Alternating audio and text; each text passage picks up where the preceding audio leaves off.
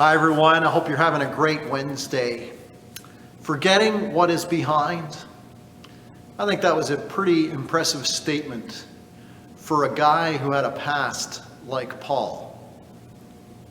As he's writing this, he's under house arrest.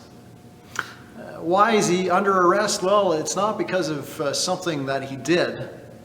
Instead, it was because of his beliefs. As he put it, because he believed in the resurrection of the dead. That was part of his defense as he stood before the officials that eventually sent him off to Rome and kept him under house arrest for all those months. While he was under that arrest, he wrote those words, forgetting what is behind. On top of all that, Paul had a criminal past. He used to, back in his Saul days, beat people up, torment them, even killed people because of their beliefs.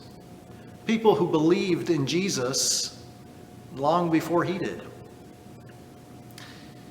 Paul had a past as well that he could have easily remembered. Instead, he said, forgetting what is behind. Here's the same guy who had enemies. You see, in his list that he gives in one of his other letters, he says he had been beaten. He'd had people throw rocks at him to try to kill him.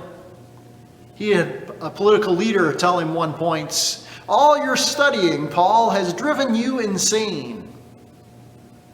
Talk about a nice way to deal with a person. On top of all that, he had been shipwrecked. He'd been taken into custody under false charges more than once. He even was bit by a snake one time, and he caused his fair share of riots during his day. Paul had a past. To put it all in a nutshell, he had stuff behind him. But instead of harboring that, instead of nursing that along, he said simply this, forgetting what is behind, I press on.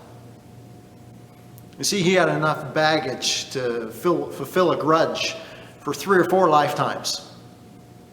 But instead he said, I'll forget all of that, and I'm going to strain towards what is ahead. His motto, I press on. No one who's serious about running well tries to do it with a backpack of rocks on their back. Picture that. The next Boston Marathon, the elite runners at the front all show up with a backpack full of 30 pounds of rocks. Not in your life. No. The ones who are serious about running, they forget what is behind. They set that down. And they press on.